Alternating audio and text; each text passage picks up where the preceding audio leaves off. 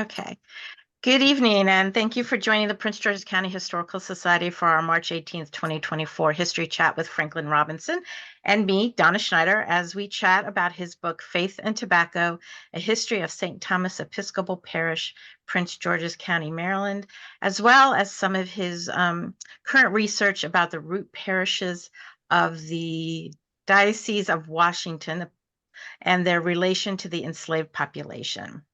Um, I'd like to welcome our members to tonight's chat. If you are not a member, please consider becoming one, and you can do that through our website, www.pghistory.org. This chat is recorded, so we appreciate it if you would please mute your microphones. We will post this chat on our YouTube channel in the next several days. So you can watch it again if you missed something. We will take questions at the end of the chat, so please add them to the chat box, and we will get to as many of them at the end of the chat as possible. So a little something now about Franklin. He's an archivist with the Archives Center, National Museum of American History, Smithsonian Institution. He works with the Archives Center's processing team on preparing paper and film collections for long-term preservation and research use. He has processed the papers of songwriter Harry Warren, comic Groucho Marx, and Hollywood director George Sidney. He has processed collections dealing with agriculture, LGBTQ, popular culture, and the performing arts. He has curated archives. He has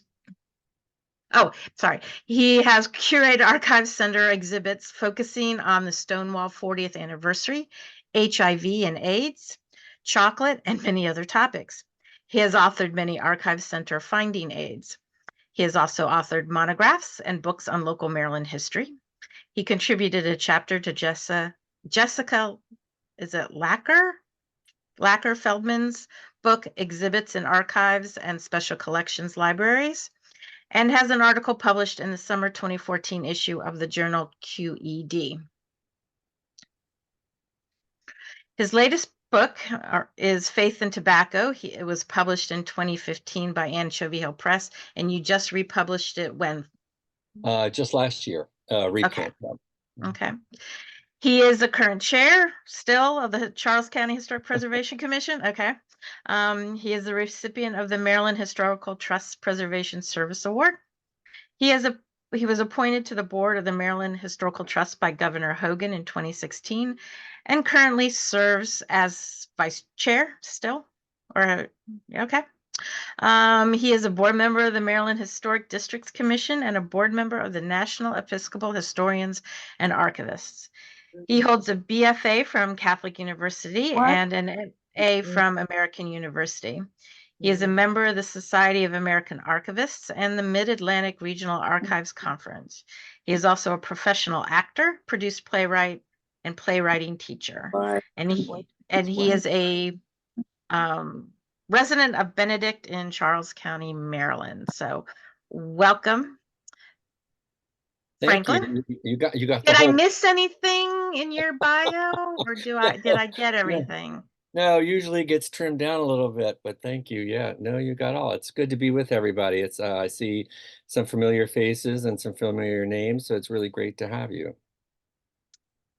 So let's get started. So the book we are going to be chatting about, and I know Franklin has his own copy too, but Faith and Tobacco. And as he told me right before we got started, it's on Amazon, so feel free to get your own copy. So talk a little bit about the history of St. Thomas and its parish. Oh, goodness. Okay. So, so I guess let me back up a little bit about the book started actually as a monograph when we were celebrating the 250th anniversary of the building of St. Thomas, what is now St. Thomas Church, which was then actually a chapel of ease of St. Paul's Parish in 1745. So in 1995, we decided to really celebrate. We're actually the second oldest church building in Prince George's County, St. Paul's being the first or the oldest.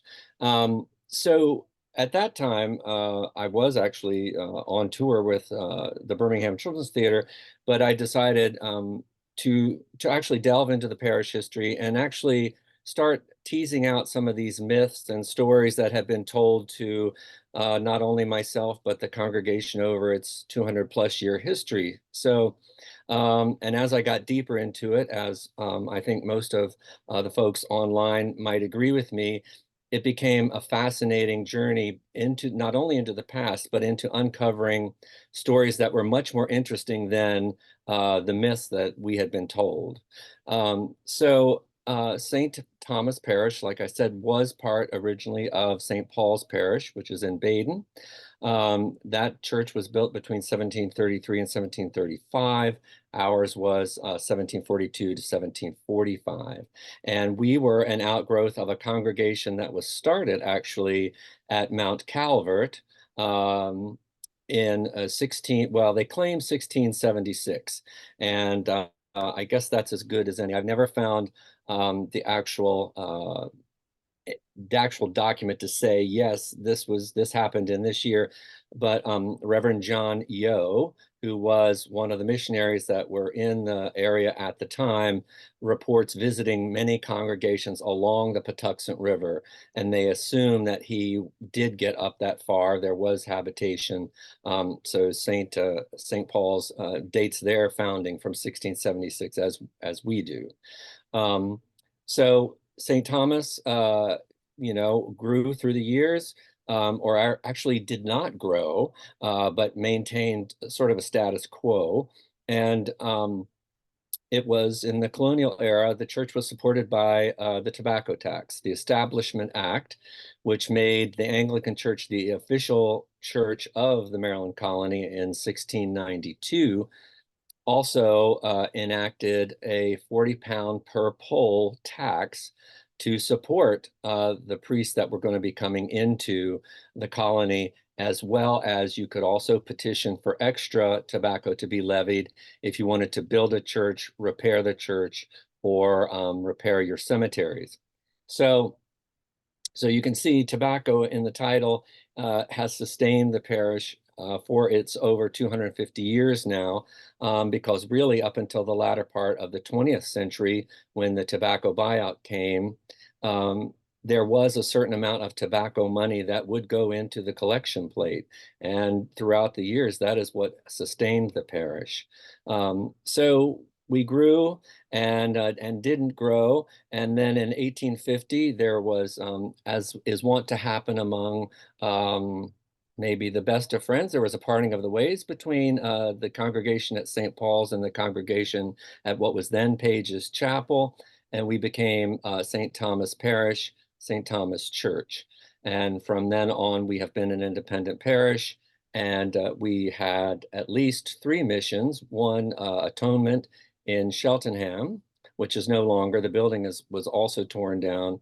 The Chapel of the Incarnation in Brandywine, which is a Spanish mission style building. And then we also had our African American mission was St. Simon's Mission, which is also in Croom. So the congregation currently is, I would say, between 100 and 150. Now, we don't see that many on Sunday, of course, but those that claim a spiritual home there, that's about the number there. And believe it or not, that's about the same number as claimed their spiritual home there in 1724, when the Reverend Giles Rainsford, in answering the Bishop of London's queries, estimated his congregation at 124 souls. So, so that's kind of the quick history on St. Thomas. So where was Page's Chapel? Page's Chapel is St. Thomas Church. Oh, That's what okay. it was called. Yes, that's what it was called in the colonial era all the way up to 1850. And the reason it was called that is because Daniel Page, who was at that time, your contractor was actually called an undertaker. So he was the undertaker for the building. He had done work at the courthouse in Charlestown, which was Mount Calvert, and as well as in Upper Marlboro once the county seat moved there. A very good builder. He built St. Thomas's, and there was never any kind of going back with a punch list or any what we would call a punch list, or as they had done at St. Paul's with Joshua Doan, who was out of St. Mary's. And they had quite a few problems down at St. Paul's with the gallery falling and all of this sort of thing. But they did not at St. Thomas. So, and Daniel Page, interestingly enough, the 2 acres where St. Thomas was original or sits now, was part of what was called the Cuckold's Rest plantation. And Daniel Page, for whatever reason, decided to buy what was left. So he renamed it, maybe wisely, as Page's Rest. And he owned the land that was around the church that he had built. So it just became, in the vernacular, Page's Chapel, because he had not only built it, but had also lived around it. So, and when I say he built it, he did not supply the money. That was levied on the inhabitants of St. Paul's Parish. Okay. So, you said you had gotten into the stories and the myths. So how long did the book actually take you to research and write? Well, so if I had figured, I started in 1995, and then we published this the first time in 2015. I'm terrible at math, so whatever That's that about gives you. 20 years. Right. So, Okay. and I like to say I'm an archives rat. I really enjoy researching. So you find one little tidbit and you just have to follow that till you can follow it no more. And with this story, it started to blossom into so many different avenues that really increased my interest in the Anglican Church within at least Southern Maryland for sure, and the tobacco economy that supported it. And not only that, but the personalities of the rectors and priests that were inhabiting Southern Maryland throughout the colonial era. So yes, about 20 years, and trimming it down was quite a feat. Okay, so you've evidenced tobacco multiple times. Mhm. So what else did tobacco do for the church? Well, well, it did sustain it. I mean, in the early days, that was what put money in the coffers, as it were. So your priest, the 40 pound per poll was actually to pay the priest. And in Maryland, unlike Virginia, there was no cap. So as the population increased, so did the priest's salary.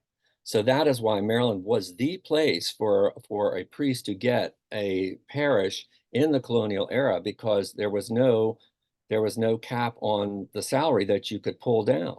So you had these priests that became quite wealthy. Reverend Eversfield was one of them, who owned over almost 5,000 acres of land.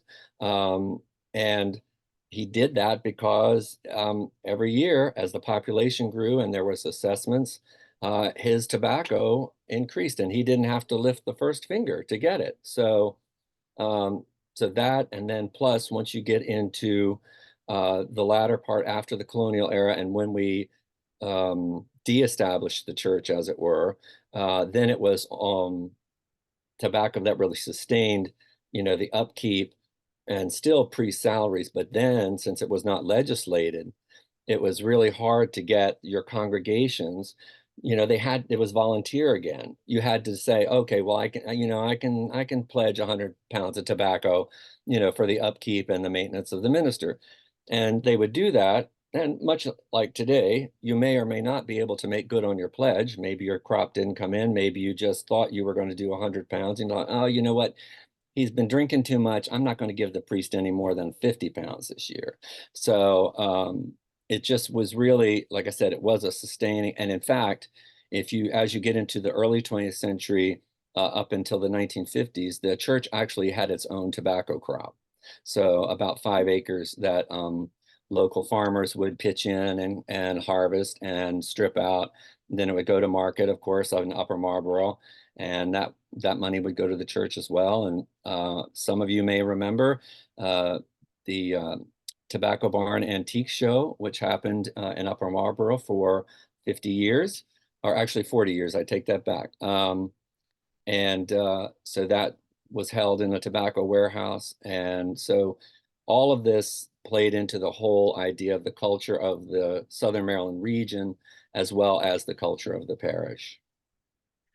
So I assume when there was the tobacco buyout, that sort of put the stop to any tobacco contribution to the church, or did that happen even earlier?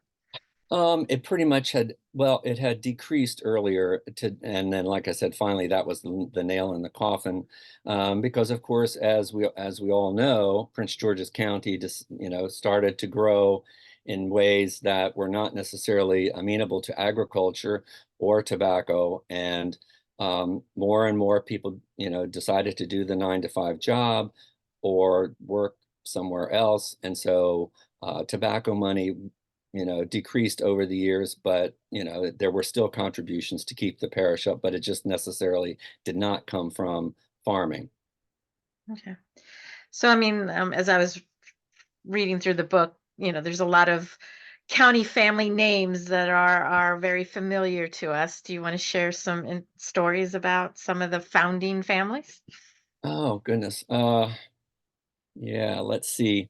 Well, I had already mentioned Reverend Eversfield, who managed to not only accumulate property, but managed to marry his progeny into some of the better placed families, i.e. the Bowies, the Brooks, and I'm trying to remember, there was one other. Oh, the Gants, the Gant family as well. And then you had, like I said, the Bowie family. They actually lived at well, one branch lived at Mattaponi, and then another branch was at Brook Ridge. And it's interesting. So since Reverend Eversfield had amassed this amount of property, of course, marriage with one of his daughters or one of his sons was very lucrative, was a good marriage, right? But of course, as is wont to happen, when he passed, there was a lot of jockeying for position, i.e. who was going to maybe land the most property. But he was very smart. He had been an orphan, and as he acquired property, and as his children reached the age of usually about 3 years old, he would deed the property to them. So they really they were endowed from the time that they were a small child.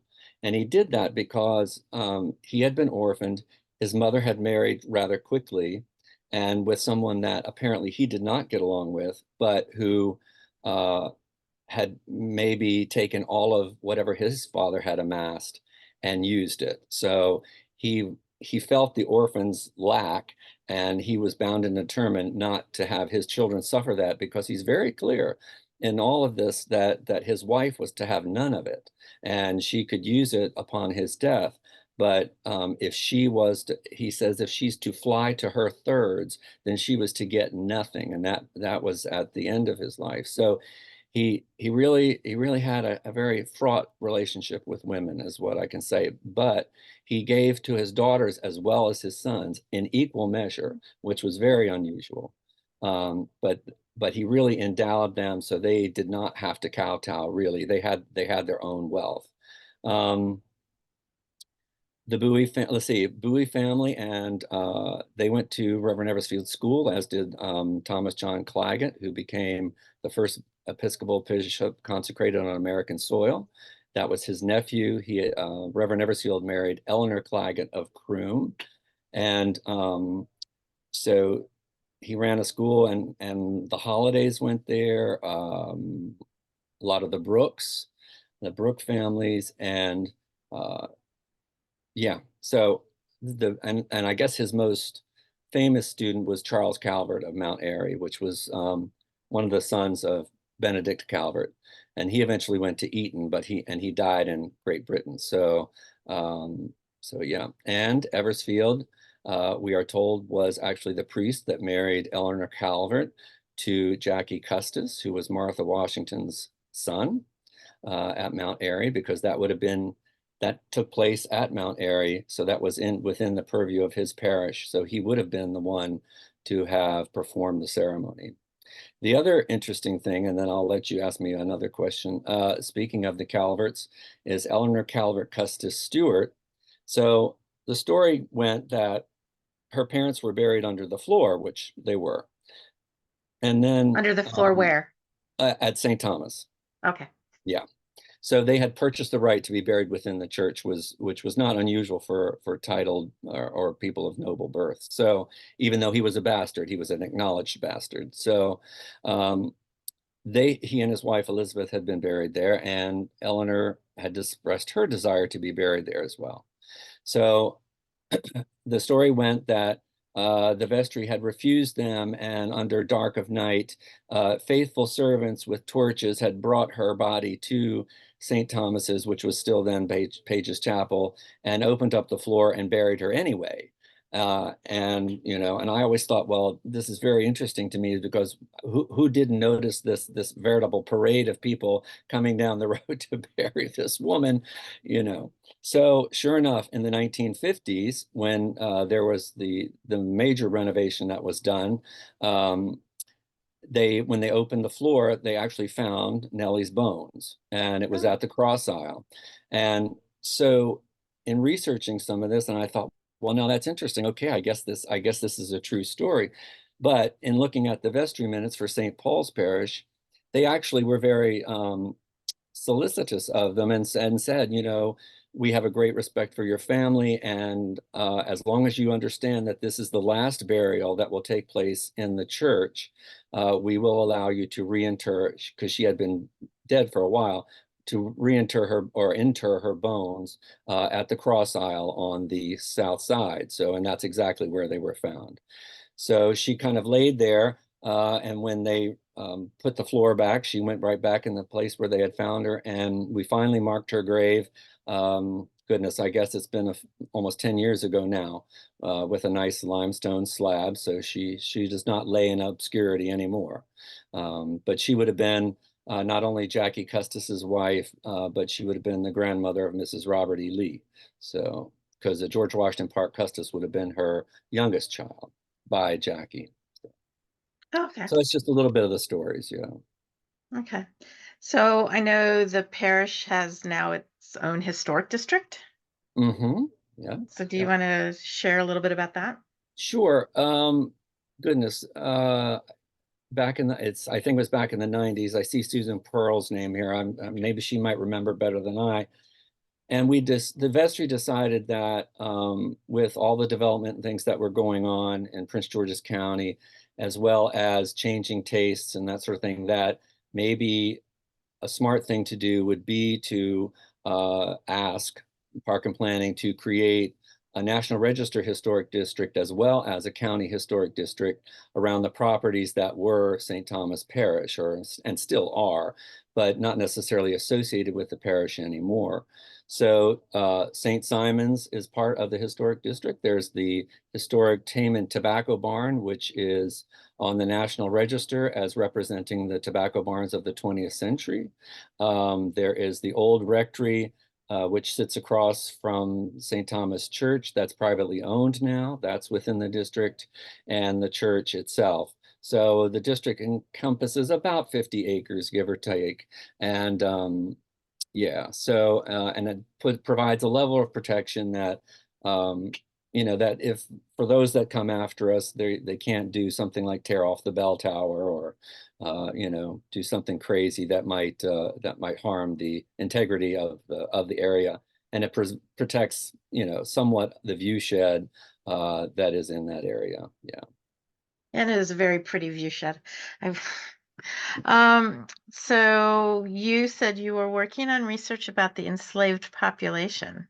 So Mhm. do you want to share a little bit more about that? Sure. To give folks a little bit of background on that, um, goodness, this has been going on since pre-COVID, believe it or not.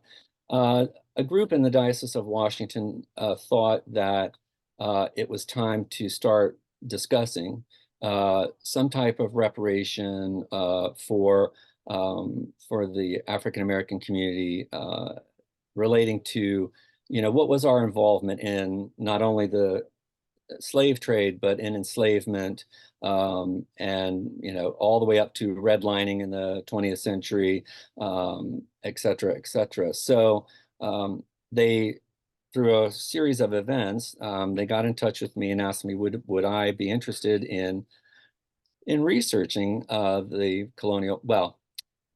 the parish's involvement. And so I said that is a lifetime challenge.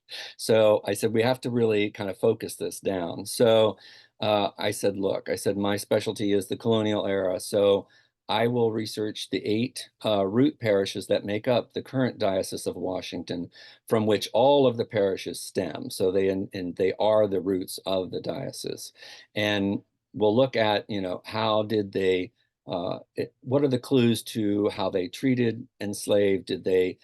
Were they like the Roman Catholics? Did they actually have wholesale buying and selling of them? Did they have plantations where they kept them?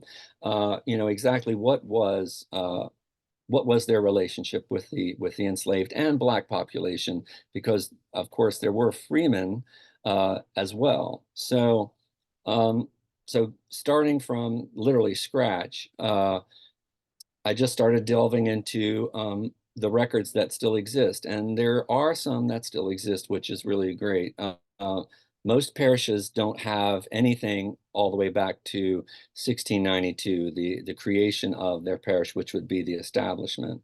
All Faiths in St. Mary's is one, which they're very lucky to have that.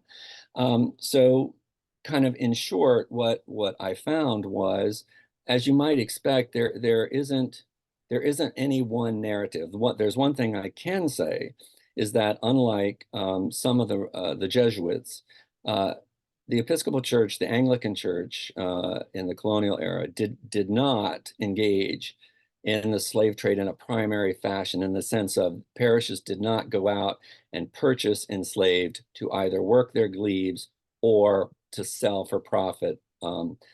That's not to say that I have found 2 instances of people leaving enslaved to the parish. In one instance, it was 2 individuals that may or may not be husband and wife or brother and sister, just don't know, to endow a school. And then in another instance, I think it was either 6 or 8, I'd gone out of my head, to for the benefit of the parish, and then the parish had to petition the Maryland well, not the General Assembly then, it was the Colonial Assembly, to have permission to sell them. Now, with those, you'd say, oh, Franklin, did you find out who they were and who they got sold? Sad to say, the parish that they were left to, and that the legislature gave the permission for them to be sold, those records during the Civil War, the priest that was there was very much a Southern sympathizer, and he wasn't quiet about it. And there was another camp on the Potomac, and they came over and literally trashed the church, burning the records that were there. So none of their records past or before 1864 exist. And the sad thing is as I went through these records, as little did they know that they were destroying the history of the very people they were trying to free. Because many priests, and I can almost say this to a man, regardless of the political views they held, the Black population did come to the Anglican Church. They were baptized, they were confirmed, they were allowed to marry within the church, which was a surprise to me. And then they would perform committal and burials. So you have this relationship with that population that, like I said, you don't really expect. There's no, and depending on the person, some are better record keepers than others. They'll actually give first name, last name. Some just say, two colored children baptized, and they'll give a date. Like I said, it varies as to the person that was keeping the records, if they kept them or didn't keep them. But there's parishes that are amazing records that I'm sure have not been tapped by genealogists and the like to find, because I was just amazed at the number of enslaved that had last names, and they did not match the owners' names like we are all told. I'm not saying there weren't some that don't do that. But for the most part, it was actually, where those surnames come from, I could not tell you.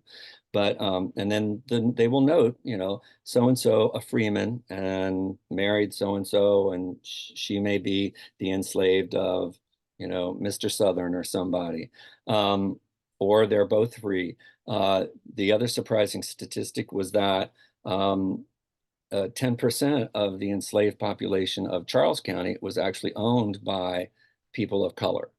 So it's been an eye-opening experience for me, and all of this is going to be wrapped into a report and presented to the diocese, and then the reparations committee takes it over and decides how that's all going to work, in the sense of how is the repairing going to happen, basically. And I'm certainly simplifying it all to get through it. But yeah, so that's kind of a little taste. I'll leave you with one little thing. So one parish, and these records thankfully are at the Maryland State Archives, the originals, and they have been microfilmed, so they are available to anyone who wants to go research them. So I was able to actually get the original texts, and they brought one out to me, and I opened it up, and immediately it was the smell of wood smoke. And it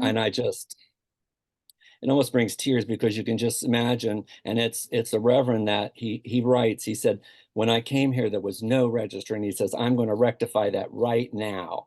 And so he starts the register, and you can just imagine him maybe sitting by the fire, filling this out. And that still clings to that paper.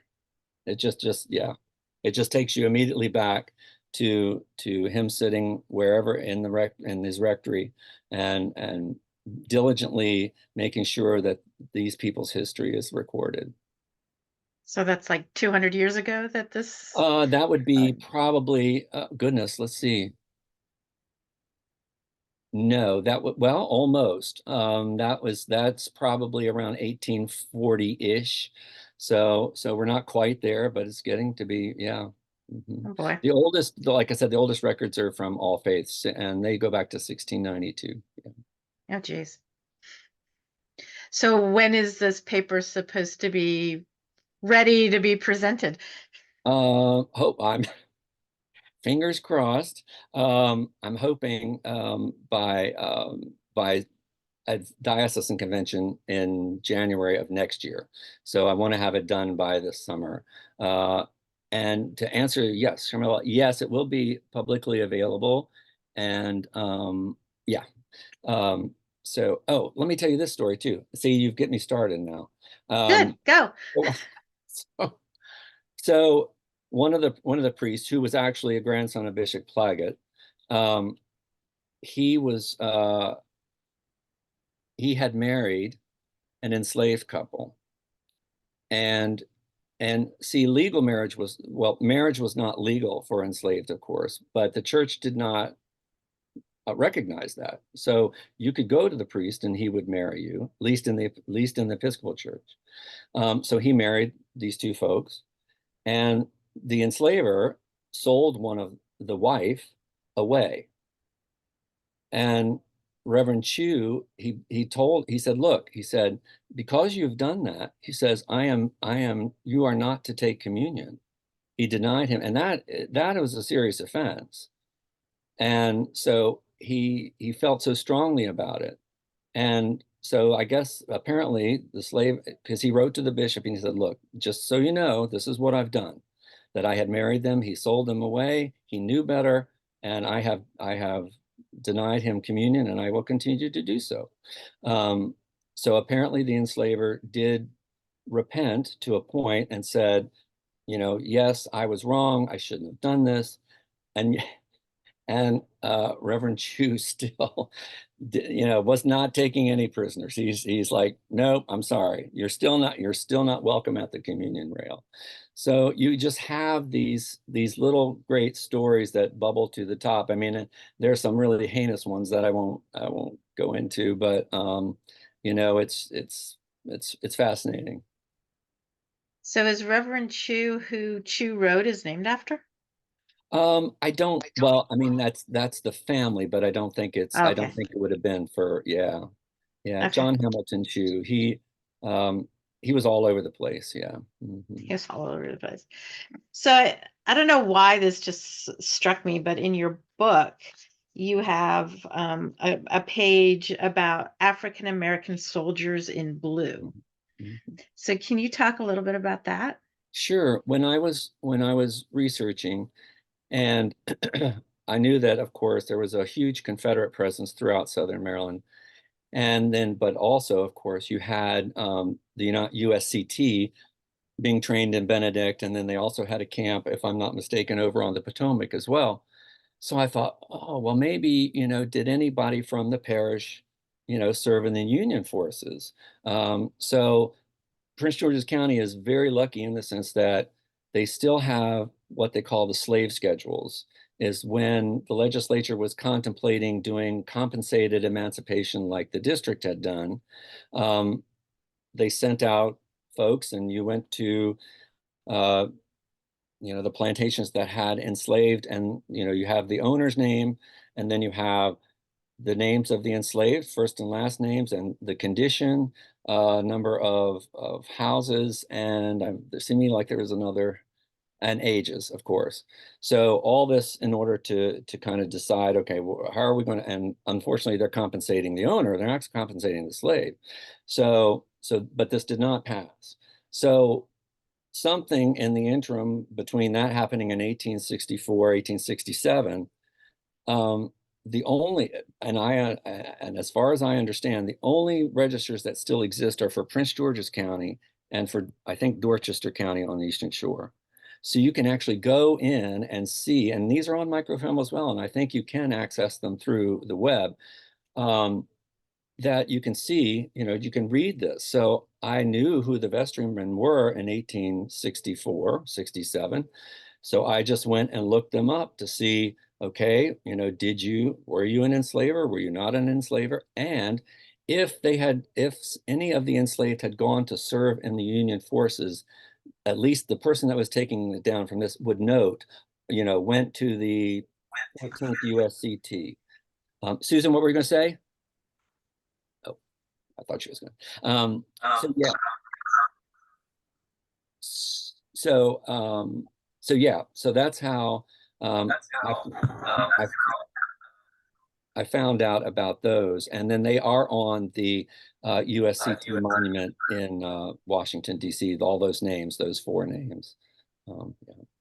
So I guess sort of to continue in the war theme, um, Battle of Bladensburg, didn't the British come trooping through St. Thomas or near St. Thomas? Indeed, they did. Yes, they went to Nottingham, of course, and then they would have come up what's now called St. Thomas Church Road. There was, the way I understand it, there was no 382 Croom Road like we know it now. So yes, they would have marched right past what was then called Page's Chapel. And of course, Belfield's was a lookout for the American forces as well. But you do find references to the chapel in British records that, we marched by the chapel, and there it was apparently, there she is, a meeting place. And yeah, for various and sundry groups of folks. And then, of course, they marched past there up to Upper Marlboro and then up to Bladensburg. And my guess is when they marched back, they would have marched right back past it and on to back to Benedict to get on their ships. So yeah. Wasn't didn't they come back by where you are now Oh in yes, Benedict? yeah. Well, the the family farm is where 4,300 of them camped when they first got to Benedict, and then when they came back, they were there, from what I understand, one night, and then got on the ships and went to Fort McHenry to their ultimate defeat. So yeah, a lot of history. Okay. So what else would you like to share with us about your book and your research? Oh my God, I don't know. Does anybody have any questions? I mean, I always tell my students, I said I could stand up here and talk all evening, but I'd rather hear what you've got to say. At the moment, no. Yeah, Susan. Um, I'm having trouble with my computer. Can you hear me? Yes. Yes, we can hear you. Can? Oh, fantastic. Um, I'm working on something, Frank, that I bet you could help me with. I'm dealing with a fellow that I'm sure you know about, Alexander Magruder Marbury. Oh, yes. Yeah, yeah. And I'm wondering how many Episcopal priests were involved in the colonization movement. Oh, He that's was. well, And yes.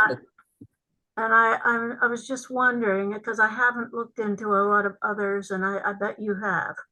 Yeah, and that is, I'm glad you asked that because that's the other thing that I found when I started digging into this. Certainly, Reverend Gordon at St. Thomas was big. They would take up collections there.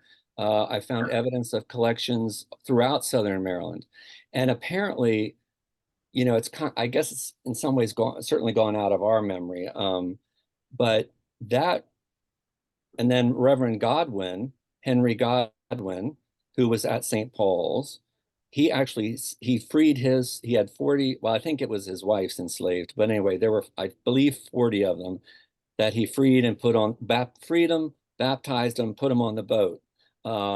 And yes, and sent them over to Liberia, or what was then called Maryland County, or Maryland, actually. Liberia, yeah. Yeah, and the thing is that, and Susan, you probably already knew this, is that this was actually legislated by the legislature.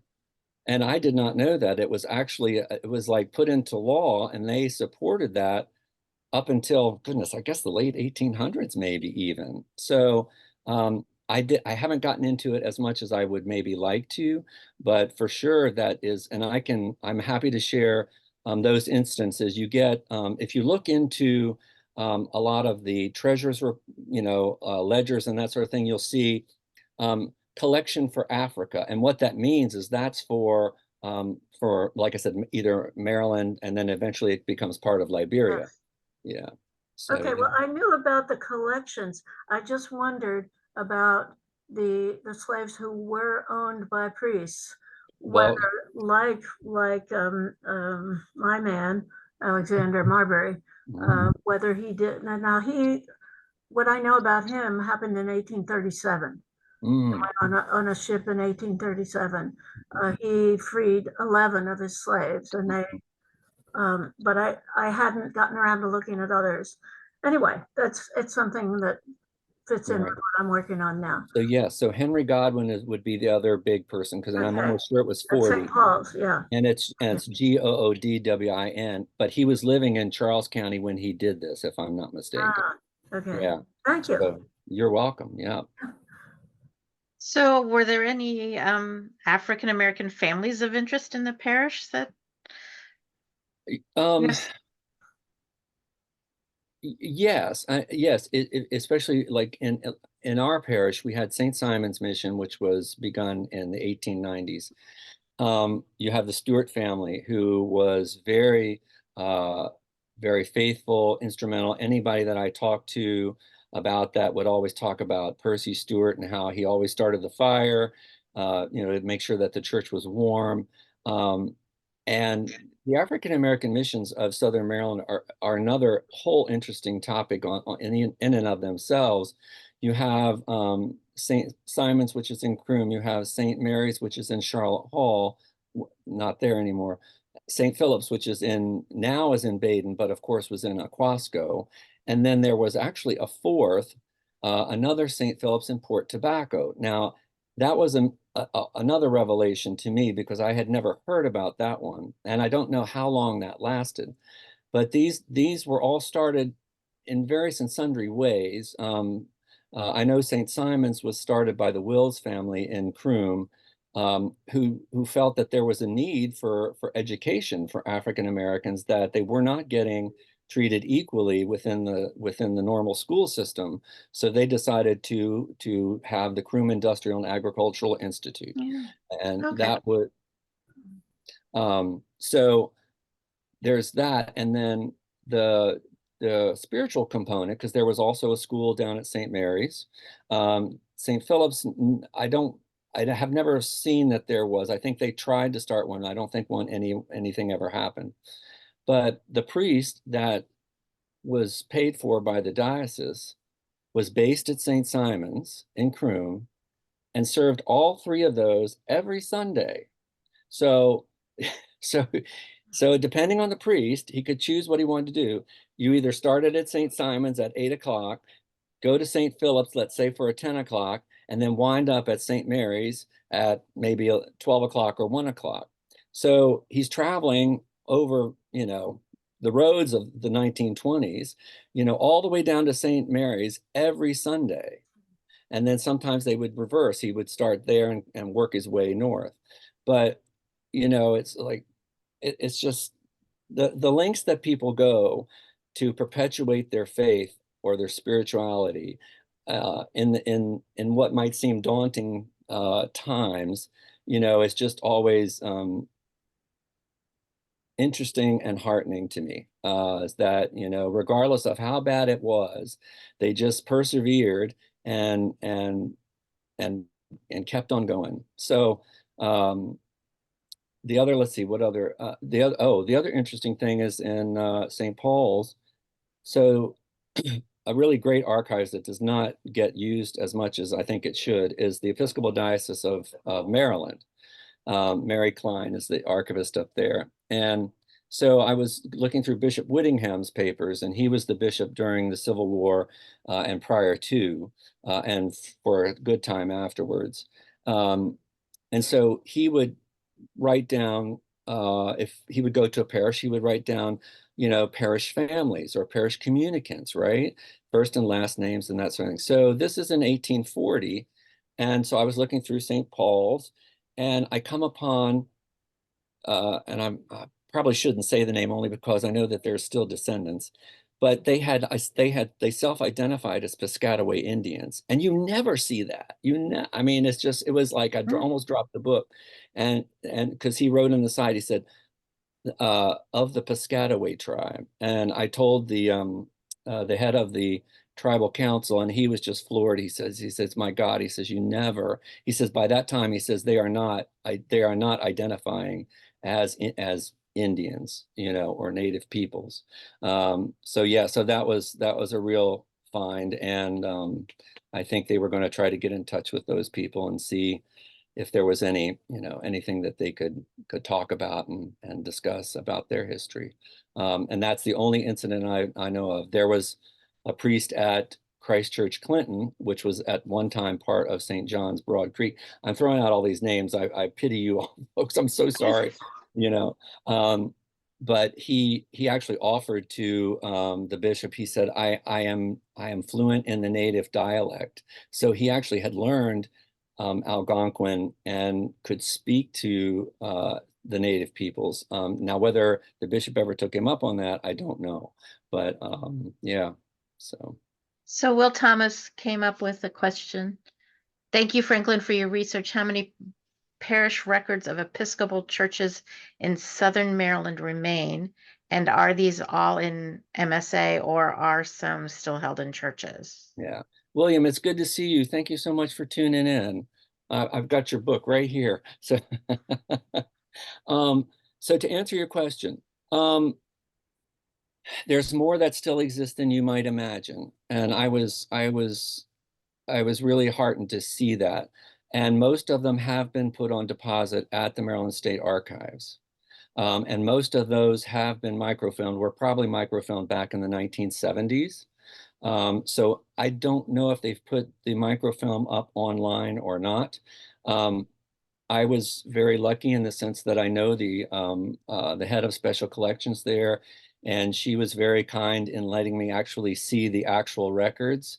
And I'm happy to to introduce you if you would like to delve into those. I'm sure she would be okay with that. They're in really good shape, I must say. Most of them are still holding together. And as you might imagine, the writing varies from priest to priest, but there's some absolutely gorgeous script in some of them. And they weren't really good organizers, I must say. You find stuff kind of, they'll start with baptisms, and then all of a sudden somebody will come in to be married, and you'll have a marriage stuck in the middle. And then, instead of like we're used to now, there's each category is on its own separate page. Same thing for confirmations and that sort of thing. And then depending on how, I don't know that it was their political sensibilities or actually just their time, is that if they had especially large congregations for confirmation, they would just write down, three Negro children, and they did the same with the white. They would do 5 white children, and I will say it is oftentimes that the majority of the congregation is African American in these places, which was fascinating to me, and they actually stuck with the church even after the Civil War. So yeah. And yes, so some still are held in the churches, and I try to preach the gospel of getting them into a public archive, because as we all know, fire, theft, and just, moth and everything else can get to them, and and they're not accessible. That's the other thing, is that, for people that are researching these time periods, and genealogists and people that want to find their families, they're not doing anybody any good stuck in somebody's closet. So since you mentioned the Piscataway, is there any history of Piscataway at St. Thomas? Not overtly, let's put it that way. This makes me wonder, though, if I go back, if any of the families actually would have, if it was a different time, self-identified as that. No, I've never heard anything like that. But I don't know, is the short answer. Yeah. Does anybody else have any questions? I mean, Susan, did you have anything else for Franklin? Oh, I'll capture him one of these days. I always have questions for Frank. Trying to think. Will, you probably have more. Where's Will? We got his answer.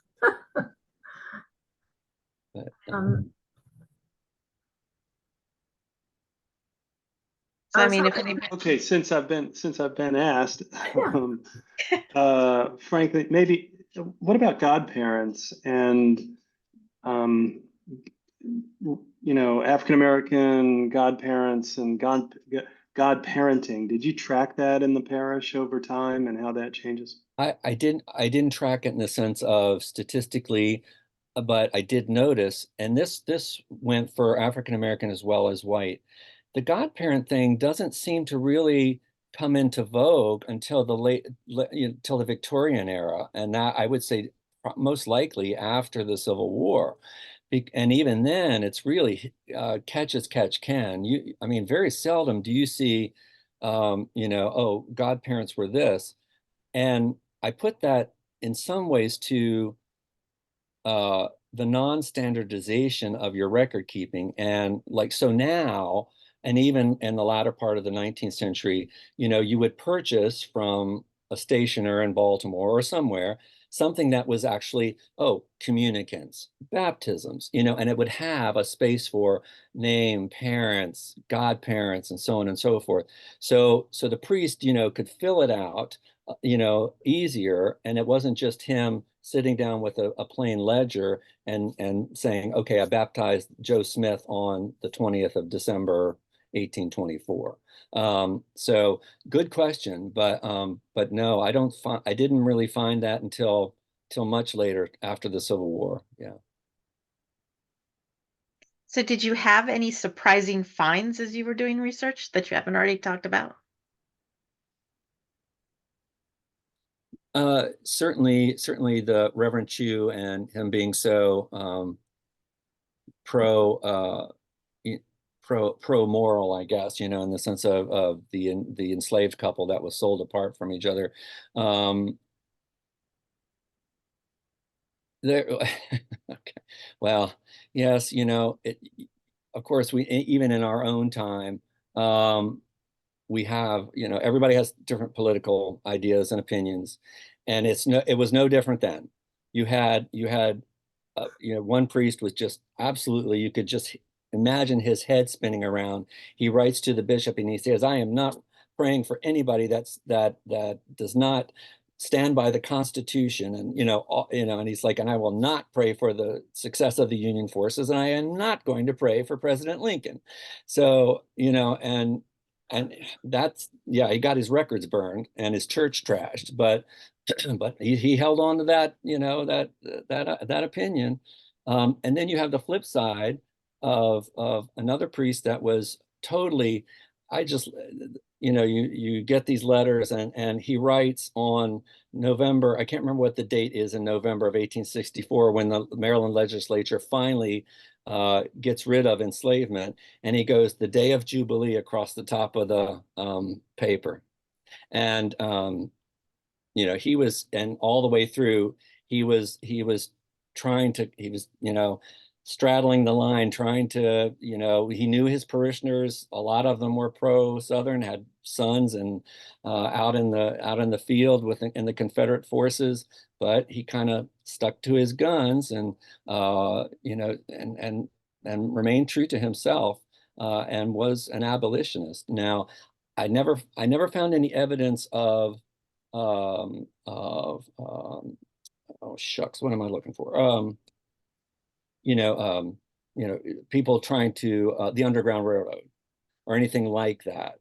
I'm not saying it maybe wasn't happening, but I just didn't see any clues to anything like that happening. And there's a question in the chat, Helen. Yeah. Yeah. From the Dale. Yes, I'm trying to piece together how the Duvall family functioned during the Civil War. Yes, and so, yeah. Right, yeah. Well, I would suggest William Thomas's book to you, first of all. Sorry for the long-worded questions. I struggled with trying to phrase it.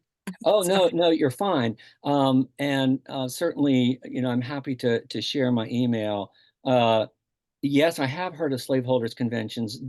I have never run across one that was held in Maryland, but that doesn't mean it didn't happen. It just means Will Thomas responded saying, yeah, interesting. Oh, yeah. There were slaveholder conventions in Maryland, 1840 or so. Duval was present. Newspapers covered the proceedings and speeches. Yeah. Very good. Thank you, Thomas. Helen, what I would suggest, and maybe William can back me up on this, is a lot of that sort of thing I have found in Chronicling America, and it's on the Library of Congress website. And it's not the be all and end all, but it's very good.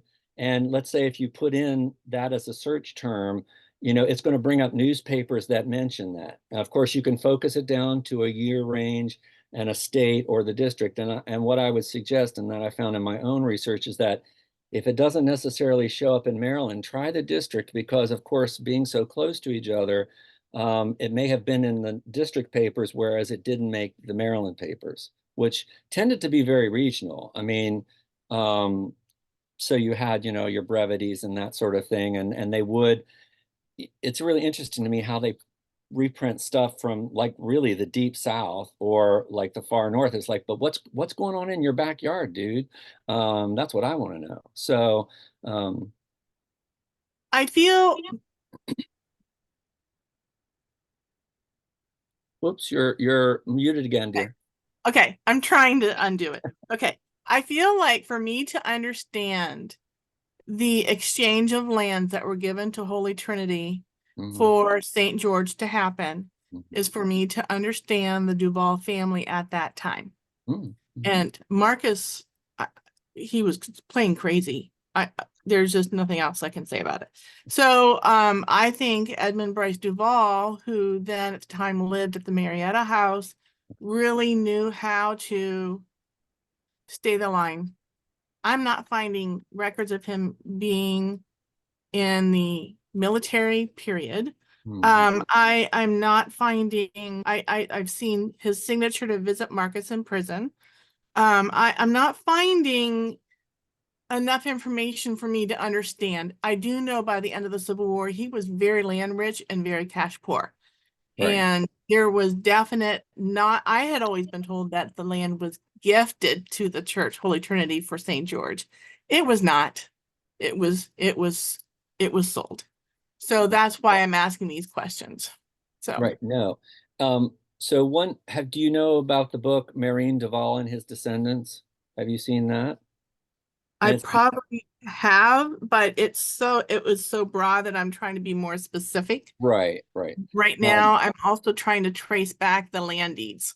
Get back to finding out more. So you probably already know about this, but Maryland Land Rec online that's an easy way to kind of sit in your jammas and kind of do some looking. I'm doing that. Yeah, but you just might have to go to the Maryland State Archives, and which you probably have done, and I just spent a lot of hours there, and I know I'm not done there. It's kind of like the wills, land records. That's going to be where you're probably. Well, I will say though, church land records are notoriously, at least I have found, are notoriously terrible in the sense of, so and so would give 2 acres to the church. Well, if they went and actually had it surveyed and registered a deed, that's like 50-50. I mean, it may or may not have happened. And then, of course, you get into the 20th century and people are trying to kind of decide where are our boundaries, So it's, and, as I'm sure that most of us will tell you, sometimes there just isn't anything. So, or, if papers got burned or lost or no, who knows, right? That's yeah. So I was going to say, William Mertens added something to the chat. Are you aware of disciplinary proceedings against priests who refused to pray for Lincoln? He once ran across a stray reference to such, but without names or outcomes. I was not aware of that, but thank you for letting me know. I had to do some digging to recall where I came across it, but there was a reference to that, but it was very sketchy, as I said. Yeah. I will tell you, and this is probably, you figure it's not unusual that after the Civil War, people did try to kind of go back to some sort of semblance of order. So, those that had been really outspoken, people, wouldn't necessarily talk about it or them. So a lot of stuff went underground in the sense of family stories, family history, community history, and then it gets morphed and changed as time goes on. So yeah, the one thing that I thought was kind of sad but eye-opening in a way was that in 1865, the Diocesan Convention was held in Baltimore, and literally I don't even think it was a month after Lincoln was shot. And Bishop Whittingham wanted to take a day of reflection, remembrance, prayer, so on and so forth. And the delegates absolutely refused. They said, no, we're not going to do that. He got so upset, and he was a very quiet man. He walked out of convention. And I guess the delegates finally figured, wow, we just acted like a bunch of asses. And they called him back and said, no, we will do this. But that's what, I mean, emotions were running so high, even at that time, look at the history of Southern Maryland through the early 20th century. I mean, we didn't all of a sudden become angels. Like I said, you get into redlining, you get into there. I mean, I was getting into looking up the lynching history of Southern Maryland and to see about that. So all of that, it was not, cold comfort. It was not as bad as the Deep South, but at the same time, you still had it going on. So yeah. Okay. When was it that Maryland adopted its present or former anthem? I'm not sure if we repealed it all together yet with, deploring the patriotic gore flecking the streets of Baltimore and all, which was an insurrectionist attack on Union soldiers leaving the train station. Right. Right. So, Well, okay. Did you want to say something, Franklin? yeah, I was just going to say, and I think Susan and Pearl and I have talked about this. So, when Lincoln decided to call up for troops, right? A lot of people in Maryland who were just kind of sitting and waiting, that pushed them over the edge. They went and joined the Confederacy. I mean, I can speak from experience because two of my uncles show up on the list in the Baltimore Sun that they were to report to, I don't know where it was now, and they did not join until after that. They sat out almost the first, well, over the first year of the war, and neither of them even owned enslaved. So their father did, but you know, it's like I said, that whole reaction, and then just Maryland itself, you know, the whole back and forth of were they going to secede or were they not going to secede, and how all that played out. Let's see. I think we're at the end. All right. Comments. So I wanted to thank you, Franklin, for tonight's chat, and to let our audience know that our next chat is going to be Monday, April 22nd, also at 7 p.m. on Zoom. And we will be chatting with Stephanie Fleming about the history of Benke's Garden Center and the Benke family. Figured that's a nice way to sort of kick off spring. Oh, a new message just came in. Oh, thank you, Franklin, from Will Thomas. William. Yeah, So. and there's my email in the chat, franklinrobinson3@yahoo.com. Feel free to email me. I'm always happy to share whatever knowledge I happen to have come across. Okay. Well, again, thank you, Franklin, and thank you, everybody, for joining us, and have a nice evening.